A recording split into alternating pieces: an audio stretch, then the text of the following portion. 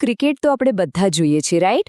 બેટ બોલ અને ગ્રાઉન્ડ પર દોડતા ખેલાડીઓ, પણ આ આખી રમતનું અસલી રહસ્ય ખેલાડીઓના પગ નીચે છુપાયેલું છે. જી હા, એકદમ જમીનની અંદર. આજના આ એક્સપ્લેનરમાં આપણે એ અદૃશ્ય દુનિયામાં ડોક્યું કરવાના છે, જ્યાં કરોડો રૂપિયાનો ખર્ચ અને અત્યાધુનિક વિજ્ઞાન કામ કરે છે. તો ચાલો સીધા જમ્પ કરીએ આ રસપ્રદ સફરમાં. હવે જ્યારે આપણે આંતરરાષ્ટ્રીય ક્રિકેટના આટલા મોટા આયોજન વિશે વિચારીએ, ત્યારે સ્વાભાવિક છે કે મનમાં પહેલો વિચાર શું આવે કે ભાઈ, સૌથી વધુ ખર્ચ તો પહેલા તોતિંગ સ્ટેડિયમ બનાવવા પાછળ થતો હશે, અથવા તો આકાશમાં ઉડતા પહેલા હાઈટેક સ્પાઇડર કેમેરા લાવવા પાછળ. આટલા મોટા સ્કેલ પર રમાતી રમતમાં કંઈક ને કંઈક અત્યંત મોંઘું તો હોવાનું જ. પણ જરા વિચારો, આખી ગેમમાં સૌથી મોંઘું, સૌથી વધુ સમય માંગી લેતું અને સૌથી અગત્યનું સાધન ખરેખર છે કયું?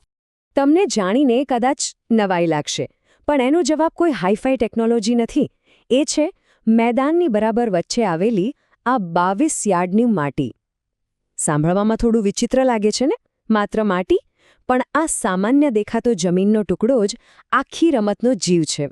એ કોઈ નિર્જીવ વસ્તુ નથી, પણ એક જીવંત હિસ્સો છે જે મેચનું પરિણામ નક્કી કરે છે. આ 22 યાર્ડનો પટ્ટો કેટલો પાવરફુલ છે તેનું બેસ્ટ એક્ઝામ્પલ છે આવનારો 2026નો વિમેન્સ T20 વર્લ્ડ કપ, જે ઇંગ્લેન્ડમાં યોજાવા જઈ રહ્યો છે. જૂન અને જુલાઈ મહિનામાં ચાલનારી આ મેગા ઇવેન્ટમાં ભારત, ઓસ્ટ્રેલિયા, ઇંગ્લેન્ડ અને પાકિસ્તાન જેવી દિગ્ગજ ટીમો ટકરાશે.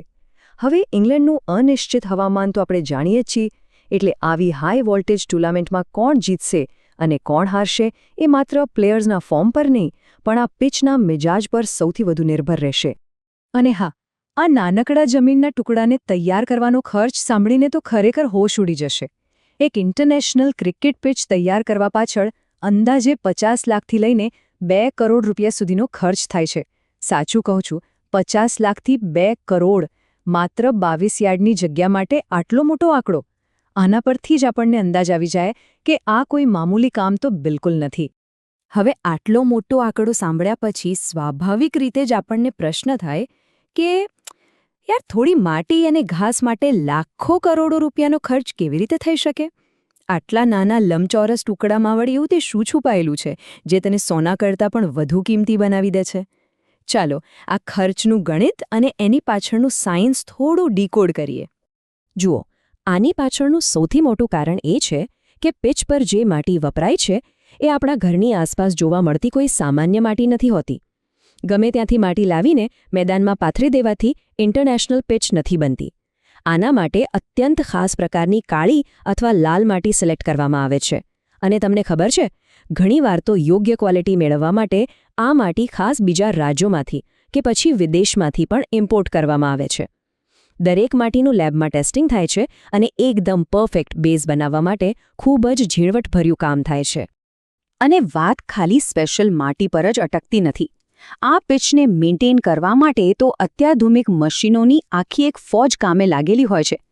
પિચને સપાટ કરવા માટેના મસમોટા અને ભારેખમ રોલર્સ, મિલીમીટરના હિસાબે ઘાસ કાપતા પ્રિસિઝન ગ્રાસ કટર્સ અને પિચને વરસાદથી બચાવવા માટેના વિશાળ વેધરપ્રૂફ કવર્સ.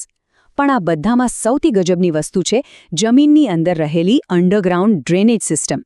આ સિસ્ટમ એટલી પાવરફુલ હોય છે કે ધોધમાર વરસાદ પડ્યા પછી પણ મેદાનને ગણતરીની મિનિટોમાં સૂકવી નાખે છે, જેથી મેચ ફટાફટ ફરી શરૂ કરી શકાય. હવે પૈસા અને મશીનો તો ઠીક છે, પણ આ પ્રક્રિયામાં જે સમય અને ધીરજ માંગી લેવાય છે ને, તે અકલ્પનીય છે. એક નવી પિચને પૂરી રીતે સેટ થવામાં ઓછામાં ઓછા 3 થી 6 મહિના જેટલો લાંબો સમય લાગે છે. માટીના અલગ અલગ લેયર્સ પાથરવા અને તેને સેટ થવા દેવા એ બહુ જ ધીરજનું કામ છે. અને જો ધારો કે આખા સ્ટેડિયમનું રિનોવેશન ચાલી રહ્યું હોય, તો નવી પિચ સિસ્ટમ તૈયાર થતાં પૂરા 12 મહિના પણ લાગી શકે છે. મતલબ કે આ કોઈ રાતોરાત થતો જાદુ નથી. તો આટલી બધી મહેનત અને આટલા લાંબા સમય પાછળનો મુખ્ય હેતુ શું છે? હેતુ છે એકદમ બેલેન્સ્ડ, એટલે કે સંતુલિત પિચ બનાવવી.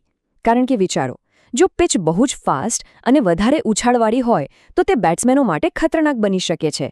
અને એનાથી ઉલટું, જો પિચ એકદમ ધીમી અને બોલ નીચો રહેતો હોય તો રમત સાવ ધીમી પડી જશે અને મેચ જોવાની જરાય મજા નહીં આવે. આ બંને પરિસ્થિતિઓ મેચની મજા બગાડી શકે છે. એટલે જ બંને ટીમો માટે એક ફેર અને રોમાંચક ગેમ માટે પરફેક્ટ બેલેન્સ જાળવવું બહુ જ જરૂરી છે. અને આ નાજુક બેલેન્સ જાળવવાનું અઘરું કામ કોઈ મશીન નહીં પણ આપણા ગ્રાઉન્ડ સ્ટાફની મહેનતનું પરિણામ છે. આ એવા ડેડિકેટેડ લોકો છે જેઓ આખું વર્ષ પડદા પાછળ રહીને પિચને સાચવે છે. કોઈ મોટી મેચ શરૂ થવાના મહિનાઓ પહેલાથી જ આ સ્ટાફ રોજે-રોજ માટીનું રોલિંગ કરે છે, પાણીનું માપ જાળવે છે અને ઘાસની ઊંચાઈ સેટ કરે છે. હકીકતમાં આ ગ્રાઉન્ડ સ્ટાફ પિચના મિજાજને કોઈપણ કેપ્ટન કે ખેલાડી કરતાં વધુ સારી રીતે સમજે છે. તો હવે પછી જ્યારે પણ તમે કોઈ વર્લ્ડ કપની રોમાંચક મેચ જોતા હો અને મેચ છેલ્લી ઓવર કે છેલ્લા બોલ સુધી જાય, દર્શકોના શ્વાસ અદ્ધર થઈ ગયા હોય, ત્યારે એકવાર ચોક્કસ વિચારજો કે આ થ્રિલર મેચ ખરેખર કોણે તૈયાર કરી છે. શું સાચા અર્થમાં પ્લેયર ઓફ ધ મેચ માત્ર ગ્રાઉન્ડ પર રમતા ખેલાડીઓને જ મળવો જોઈએ કે પછી આખું વર્ષ તડકામાં ઊભા રહીને તનતોડ મહેનત કરનાર પેલા ગ્રાઉન્ડ સ્ટાફને પણ? આ એક એવો સવાલ છે જે તમને ક્રિકેટની આ અદૃશ્ય દુનિયાને એકદમ નવા જ નજરિયાથી જોવા મજબૂર કરી દેશે. આજના એક્સપ્લેનરમાં બસ આટલું જ.